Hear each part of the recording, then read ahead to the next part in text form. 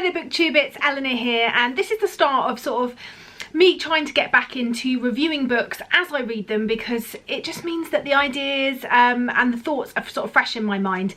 So we're starting January with the first book that I have finished. It's January the 5th and I have just finished Unicorn, the memoir of a Muslim drag queen by Amru Al-Qadi, and I really ended up enjoying this one. I picked this one up in the Gay as the Word bookshop in London when I was on a book shopping trip with Tracy from Flamingo Reads.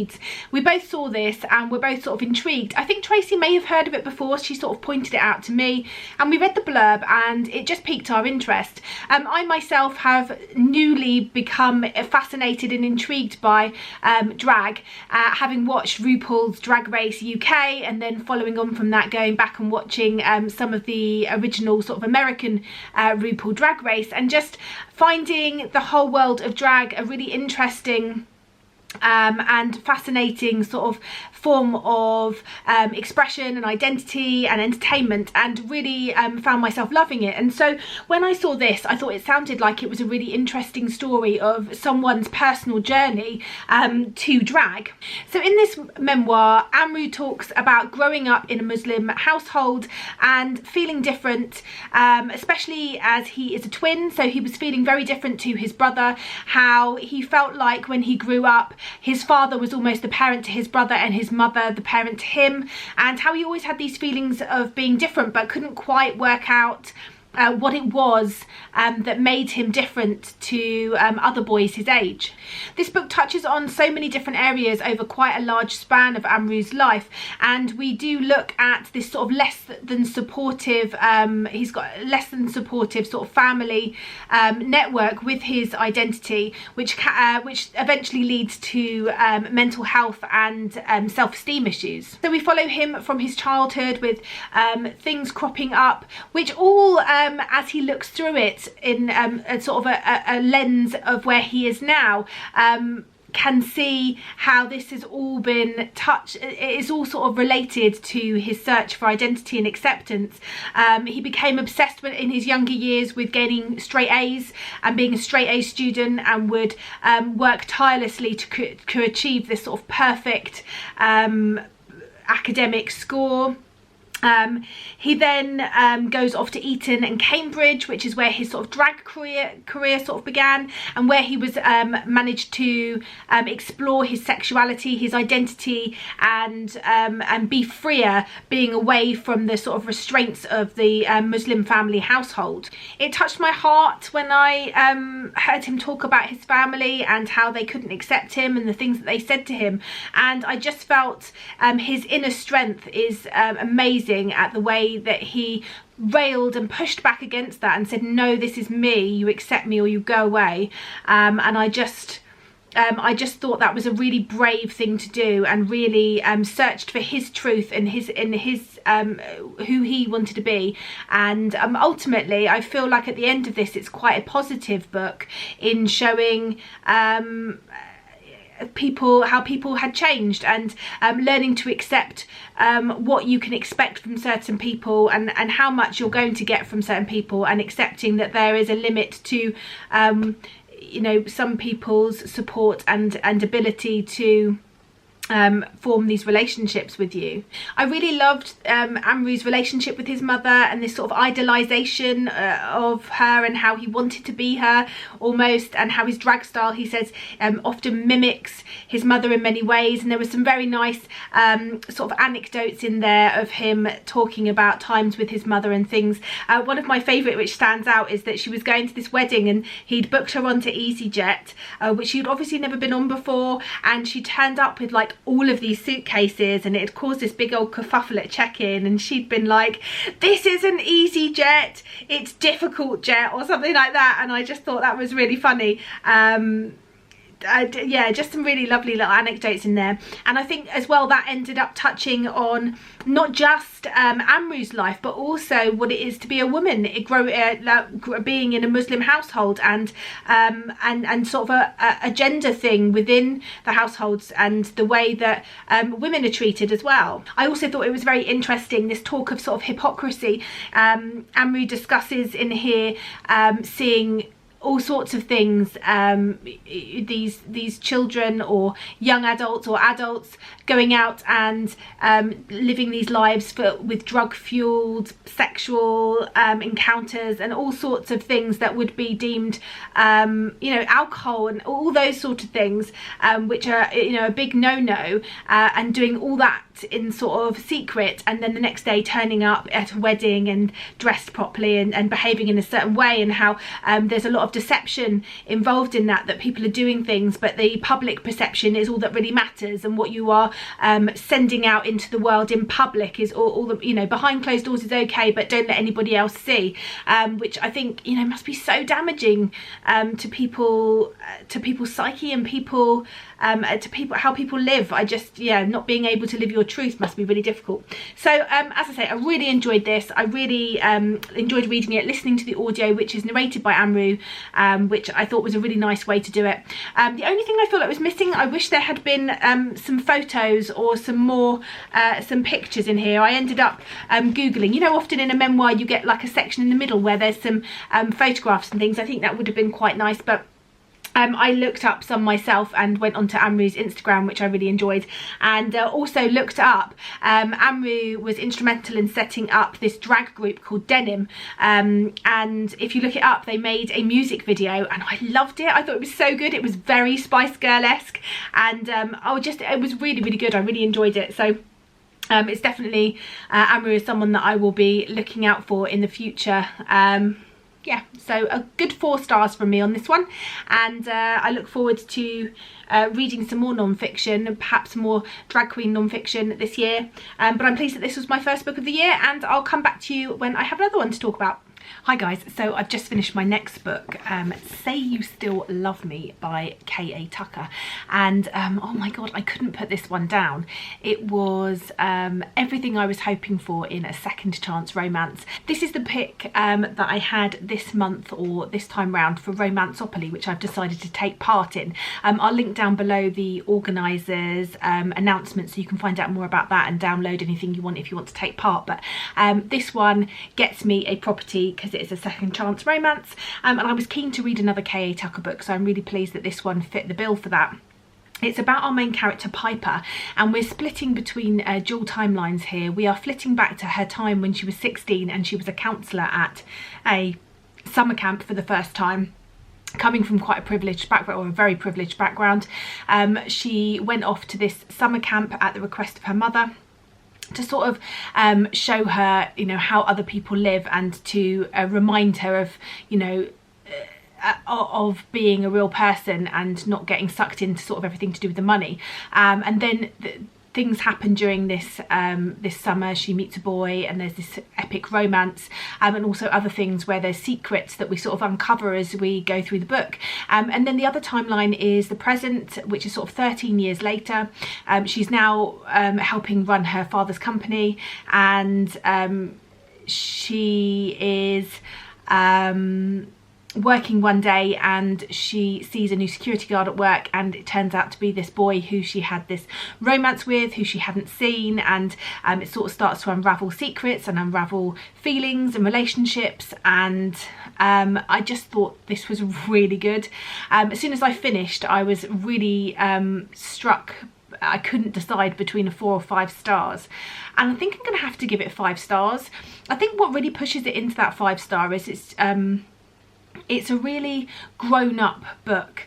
There's quite a lot of things going on. I really enjoyed how these characters really were quite believable, and the situations were quite difficult that they were in, and yet I really liked how they were all handled, and yeah, I really loved this. So I'm going to give it 5 stars, and I'm really excited about this one. I should be adding it to my scrapbook, and yeah, I definitely recommend this one if you're looking for a second chance romance with a little bit more meat to its bones.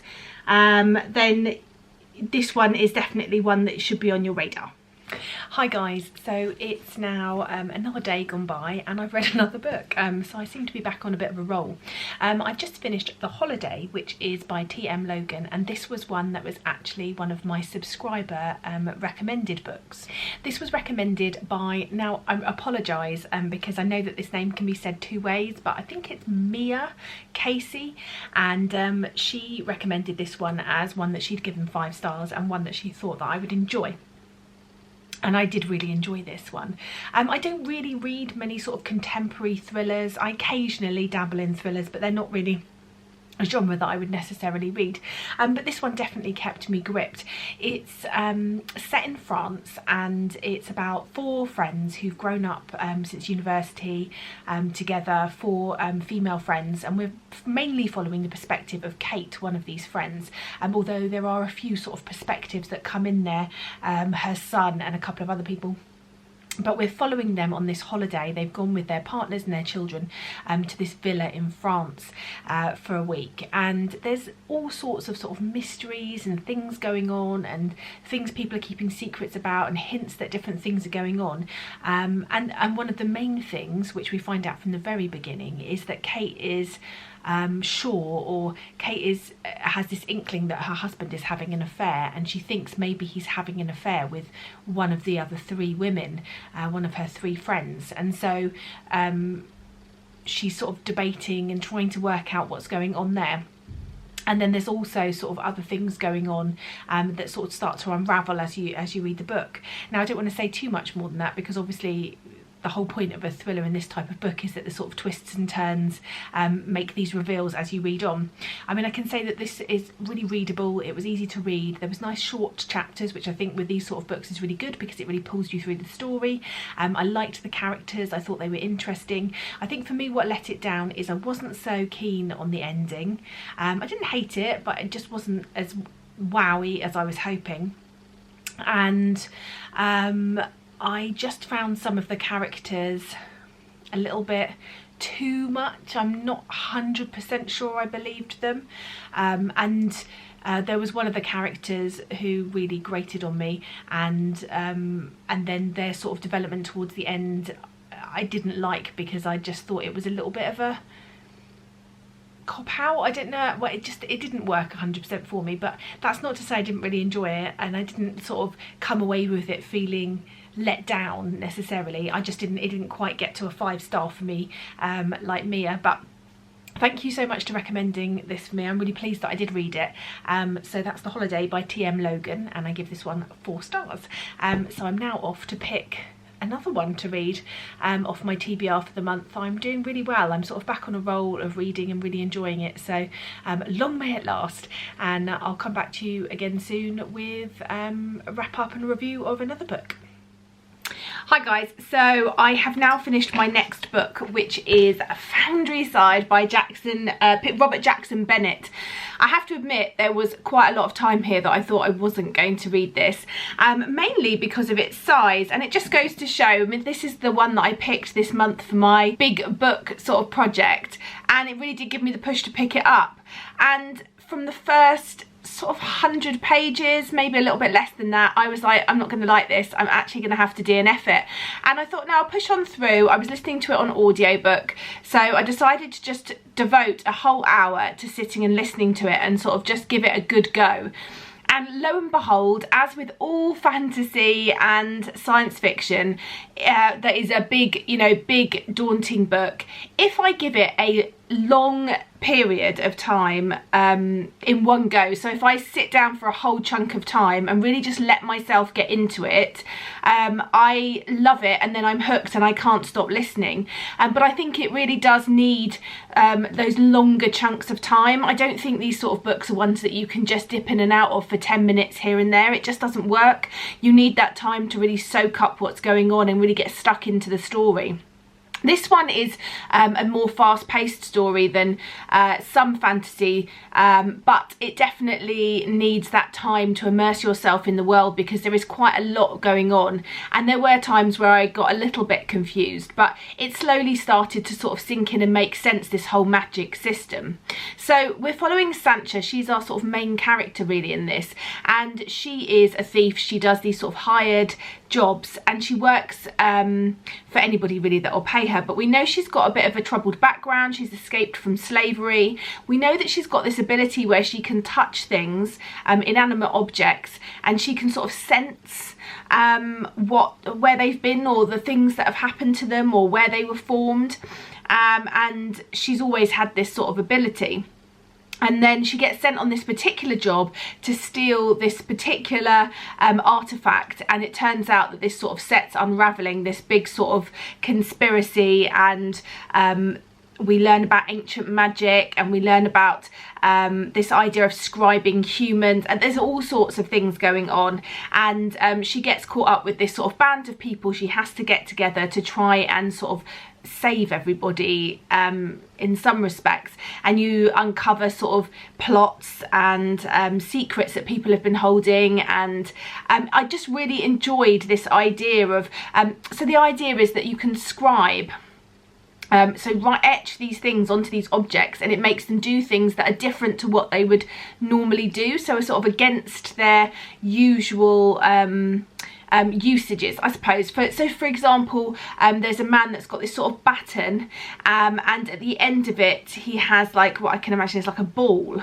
and if he sort of pushes it forward, almost like you'd flick a wand, I think that's the sort of idea I get, this ball, rather than sort of dropping off the end as it would do with gravity, shoots out in the direction that he sends it, as if there is no gravity, so it just keeps going until it reaches something it hits. So obviously if he's fighting against someone, he's running towards them, and he goes like that, it will just go straight into that person with like a full force, so it's pretty lethal. And there's all sorts of different things going on, these sort of glowing lights that can be thrown in the air to create sort of light in areas, even people that are managing to sort of almost defy gravity by sort of jumping up using these special things. There's loads of really interesting uses of technology.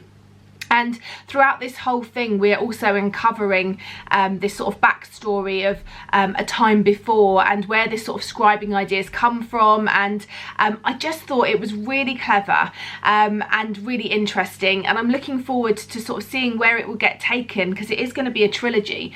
So where it's going to get taken in book 2 and 3. I think book 2 is out in April, so it's definitely one that I will be looking out for, maybe from the library, but definitely one that I'm personally interested in reading. So I gave this one of 4 stars, and I'm so pleased that I just gave it that time to persevere, and I'm going to have to remember in future with fantasy especially, or big books, actually it might not just be big books, I think big books daunt me, so it's nice to sit down for a chunk of time and get through a chunk, because I think then you realise that you can get through it.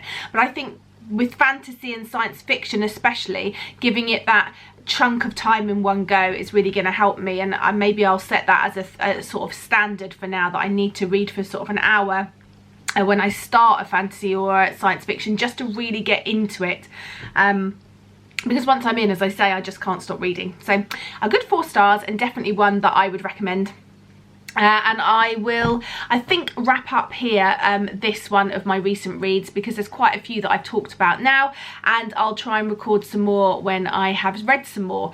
It's been a bit of a slow sort of going to the start of January for me. I have read quite a few books, but it's been slower than usual because I've started rewatching One Tree Hill, and it wasn't until I started rewatching it that I realised it was 10 series, and they're all about 22 episodes long, so it's going to be a bit of a slog. But I'm loving it. I'm really loving it. Sometimes I go back into rewatching series that I loved when I was younger, and I find them a bit meh, and oh, they've dated badly, haven't they? But I'm really loving One Tree Hill. I just yeah, it's very nostalgic. I think I watched it when I was going through university. It's just very nostalgic for me, so I'm really loving it. So I will come back to you when I have read some more, and yeah, let me know what you're reading as always, and I look forward to speaking to you soon. Bye for now, BookTube.